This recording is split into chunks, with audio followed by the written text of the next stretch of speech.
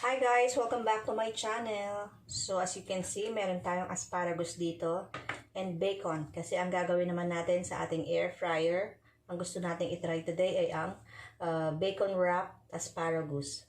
So itong ating asparagus ay nahugasan ko na and napat dry ko na siya ng paper towel. And kailangan natin itong i-season ng ground pepper and salt and kaunting vegetable oil. So, habang binabalot ko siya ng bacon, itong ating asparagus, i-preheat na natin yung ating Philips air fryer ng 5 minutes. And isa-set ko siya sa 175 Celsius. And itong asparagus, since hindi naman siya masyadong makapal, manipis lang siya, lulutuin lang natin siya for 8 minutes. And then, from that, titignan natin kung okay na siya. Nga pala, puputulin ko yung konti dito sa dulo ng ating asparagus kasi matigas na part yan. So, lahat puputulin muna natin. Okay?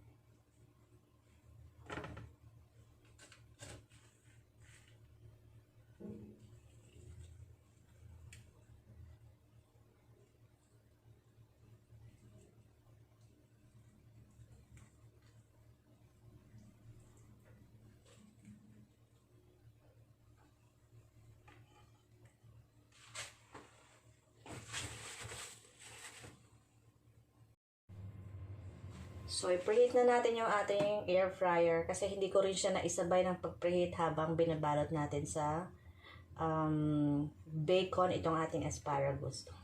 So, i-open na natin. And i-set natin sa 175 and preheat natin ng 5 minutes.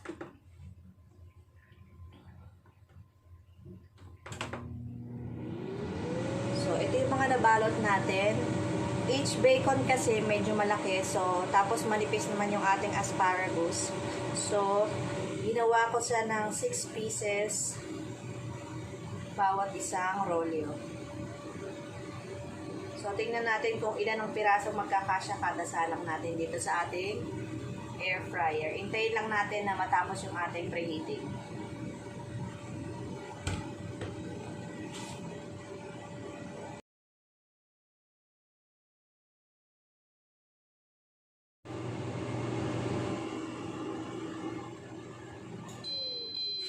So yun, nag-alarm na yung ating 5 minutes preheating. Ilagay na natin yung ating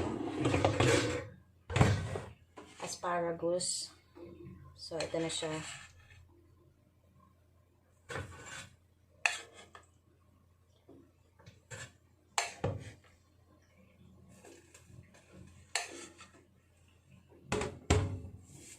So kasya lang sa kanya ay 4 na set. So unahin muna natin yung 4 na set. So yun ang itsura niya. Salang na natin. Set natin ng 8 minutes. Okay, start. So, itong natirang 3 pa, next batch natin to. So, nilagay ko lang siya sa 8 minutes kasi ang gusto ko talaga yung crunchy pa yung asparagus.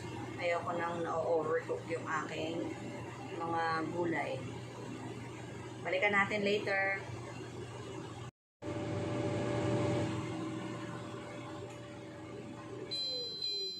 So, nag-alarm na yung ating 8 minutes. Check natin kung ano ang itsura niya. Yun. Mukhang eksakto lang yung ating 8 minutes. So, ahunin ko na siya. Transfer natin. Kita niyo ba?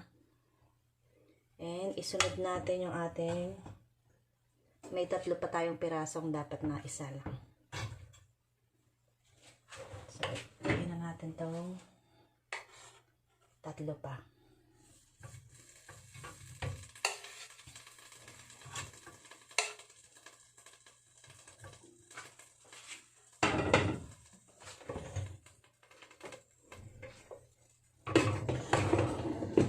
Set na ulit natin ng 8 minutes.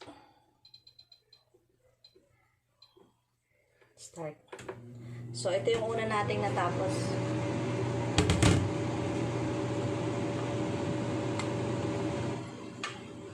Tayin lang natin matapos yung isa pa and pero mas masarap kasi ito kainin ng mainit. So, itry natin kumain ng isang piraso. Dalawa natin.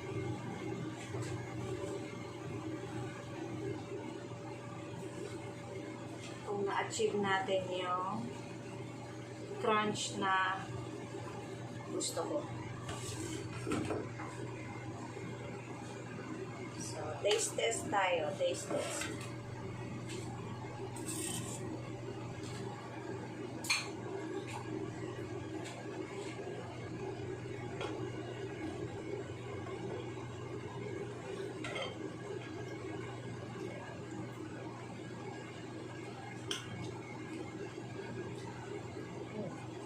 Di ba kasi ako nag-lunch, so kaya sabi ko magluto ako nito, at least yung snack ko ay healthy.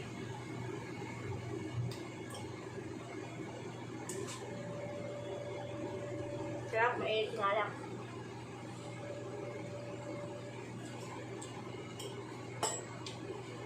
So, hintayin natin matapos yun.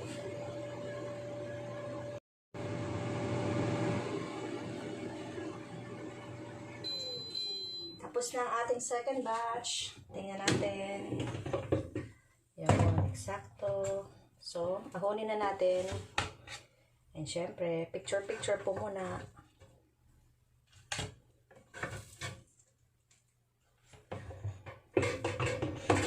So, i-off na natin yung ating air fryer.